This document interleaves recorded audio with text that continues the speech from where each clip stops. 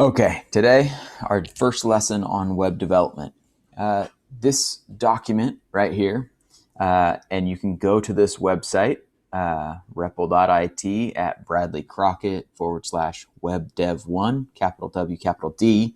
And if you click on this fork button, you'll be able to make your own copy and then you'll be able to edit it. Again, you want to make sure that you're logged in, but that's how you make your own copy.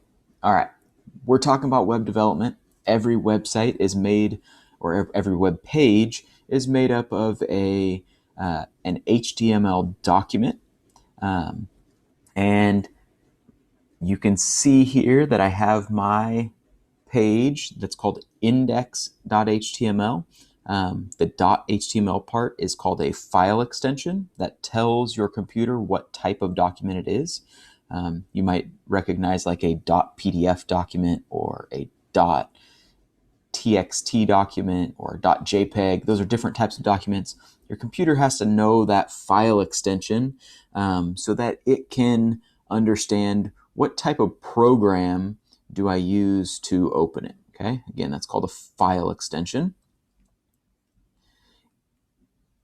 And the other part of the file name is the actual name of the file.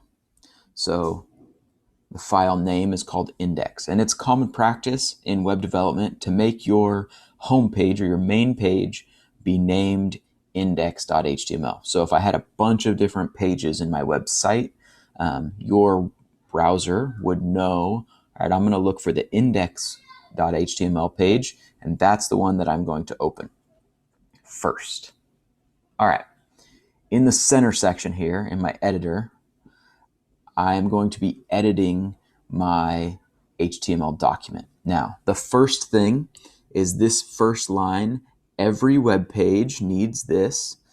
Every page needs a doc type.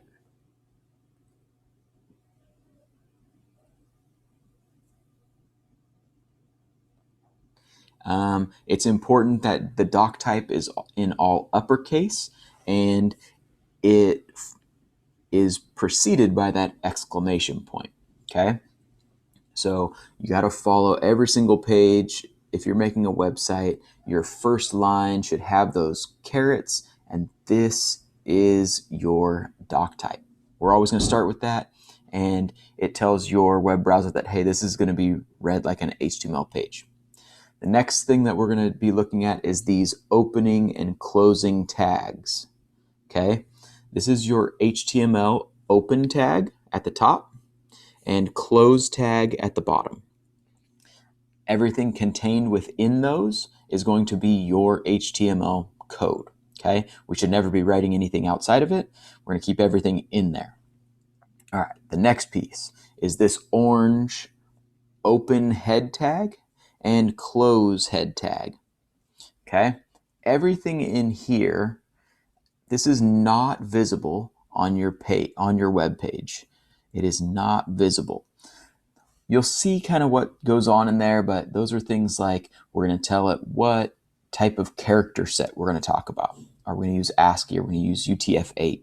We're going to tell the head's going to do things like say what's the title of the page. Now the title won't be visible on the web page, but it will actually be the piece that labels the tab at the top of your web browser. So just remembering that anything inside the head is not visible on your web page.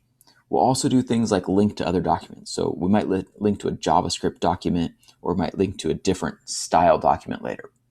Okay, for now, the head is not visible. Everything that's visible on your web page is going to be between the open body tag and the close body tag. Okay, so you'll notice that the body tags are indented or tabbed in because they should be inside the open and close HTML tag. But they are not inside the open and close head tags, right? Those don't overlap. So usually we want our groupings or our tags to nest within something else, but not overlap. That's going to cause a bunch of errors. Everything inside the body is visible on your page. Visible on the web page. Okay, so we should be able to see those items.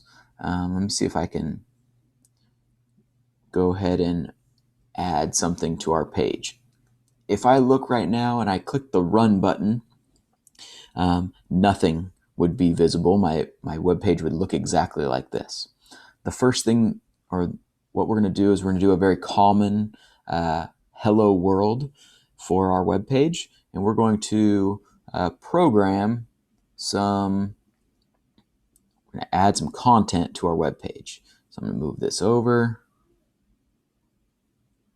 and we're going to add a new tag.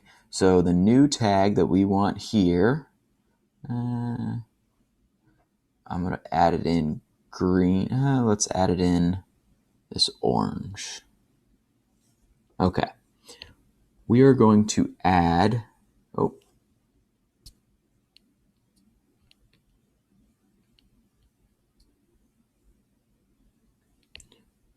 we are going to add an H1 tag.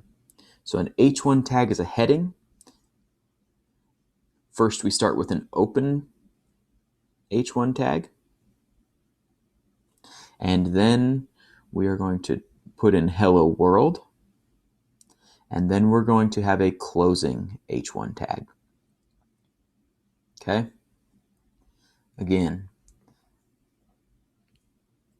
the first tag is an open tag. And the last tag, the closing tag, is the close tag. Everything between these two is an H1. And this is the heading 1 text. Okay, and that's what we'll display on the page. Headings always come first. They're like a big title. Okay, all right. So let's go. I'll jump over to REPL. I'll type it in, and I'll show you the preview. I'm going to go into my body. I'm going to tab over so that I'm indented in. I'm going to add my H1 tag. A common thing to do is to automatically close your H1 tag as soon as you opened it. That kind of makes sure that you don't forget to close it. So we're going to go hello world, maybe. Throw in an exclamation point if you want. You don't have to. And run your project.